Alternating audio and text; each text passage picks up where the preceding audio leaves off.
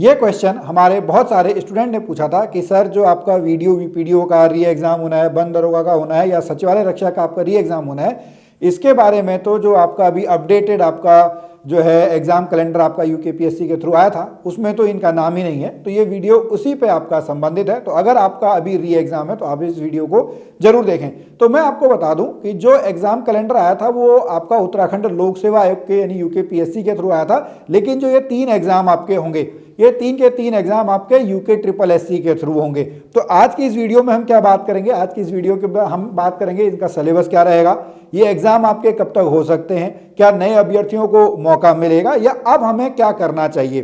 तो सबसे पहले अगर हम यहाँ पर बात करते हैं सिलेबस की, तो सिलेबस जो है वो आपका जो है सेम ही रहना है। जो पैटर्न पे, जिस पैटर्न पे आपने पहले दिया था उसी पैटर्न पे आपको देना है। जैसे अगर हम बात करें वीडियो वीपीडीओ या सचिवालय रक्षक की अगर हम बात करें, ठीक है, तो यहां पर जो है वो 40-40-20 यानी 40 मार्क्स का उत्तराखंड आएगा, 40 मार्क्स का आपका इंडियन जीएसजी के वाला आएगा और 20 मार्क्स का जो है वो आपका यहाँ पे हिंदी जो है वो हिंदी आपसे पूछा जाएगा। तो ये तो प्योर वही सिलेबस रहना है। वन दरोगा की बात करें तो वन दरोगा में क्लास 9th और 10th की आपकी क्या है, 9th-10th की आपकी साइंस है, तो उसमें भी आपकी यही आनी है। तो आपको कंफ्यूज नहीं होना है कि सिलेबस आपका क्या रहेगा। आपको जो ध्यान लगाना है वो ध्यान आपको अपनी पढ़ाई पर लगाना है। उसके बाद आगे हम बात करें कि एग्जाम कब तक होगा।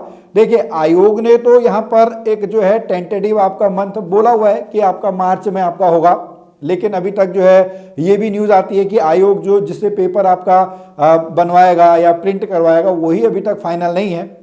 तो आप लोगों को देखिए तैयारी तो आपको मार्च अप्रैल के हिसाब से ही करनी चाहिए, लेकिन आप सभी को पता है कि उत्तराखंड में कुछ भी हो सकता है। तो आपको जो है वो आगे, यानी हम बात करें कि एग्जाम जो है वो बाद में भी शिफ्ट हो सकता है, उस हिसाब से भी आपको जो है अपने जो मेंटल स्ट्रेंथ है उसको आपको बनाए रखना है। तो अगर हम बात करें तो आपका एग्जाम जो है वो मार्च के महीने में आपका प्रस्तावित है। आप मार्च के महीने के हिसाब से ही आप तैयारी करते रहें, लेकिन आप इसमें जो है वो डट के बने रहेंगे, ऐसा हमारा विश्वास है। आप क्योंकि एग्जाम जो है वो आगे भी आपका खिसक सकता है। अब बात करेंगे क्या नए अभ्यर्थियों को मौका मिलेगा। नहीं, आयोग ने आपका पहले ही कह दिया है कि नए अभ्यर्थियों को यहाँ पर जो है वो मौका नहीं मिलेगा। जो लोग उस एग्जाम में आपका प्रेजेंट थे, ठीक है, उन्हीं को यहाँ पर जो है उन्हीं को आपका मौका मिलेगा। ऐसे अभ्यर्थी जो उस दिन एब्सेंट थे उनको भी आपका मौका नहीं मिलेगा। तो आप लोगों के पास एक थोड़ा सा यहाँ पे जो है जो आपको जिन लोगों का पहले आपका जो है सिलेक्शन नहीं हो पाया था उन लोगों के लिए यहाँ पे बहुत अच्छी जो है वो अपॉर्चुनिटी यहाँ पे बनी हुई है। अब बारी आती है कि अब इस समय आपको क्या करना चाहिए।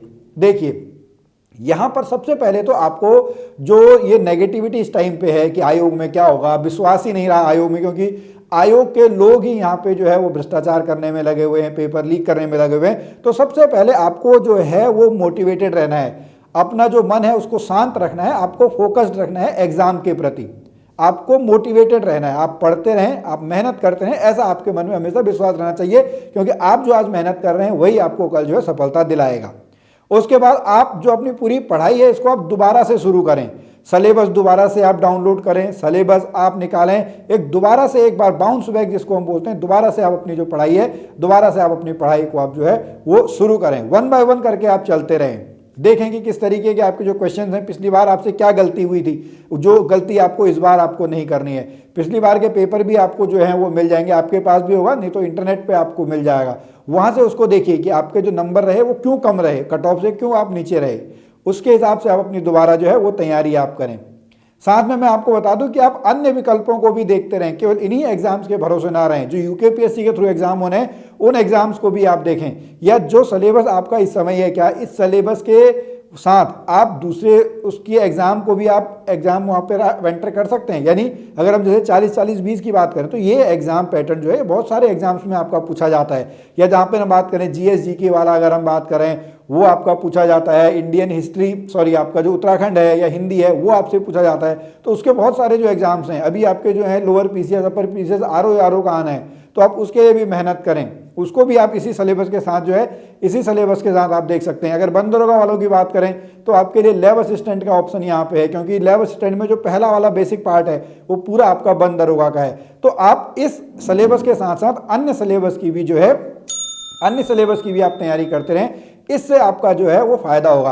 और अगर आप अभी प्योर जो है एग्जाम पे डिपेंड नहीं रहते हैं तो आप अपनी जो दूसरी जॉब है आप दूसरी नौकरी भी ढूंढ सकते हैं, पार्ट टाइम जिसको हम बोलते हैं, प्राइवेट नौकरी भी आप कर सकते हैं, ताकि आपका जो घर परिवार है वो आपका चलता रहे, आपके ऊपर जो है वो प्रेशर उतना ना बने। लेकिन वहाँ पर नौकरी लगने के बाद आपको पढ़ाई नहीं छोड़नी है, आपको जो है पढ़ाई करते रहनी है। तो इस तरीके से आप जो, अगर हम बात करें री एग्ज़ाम की तैयारी, आप इस तरीके से कर सकते हैं। अगर आपको कभी भी किसी भी प्रकार की हेल्प चाहिए तो आप निश्चित तौर पर हमसे संपर्क कर सकते हैं। हम मिलेंगे फिर आपसे अगली वीडियो में, तब तक के लिए जय भारत, जय उत्तराखंड।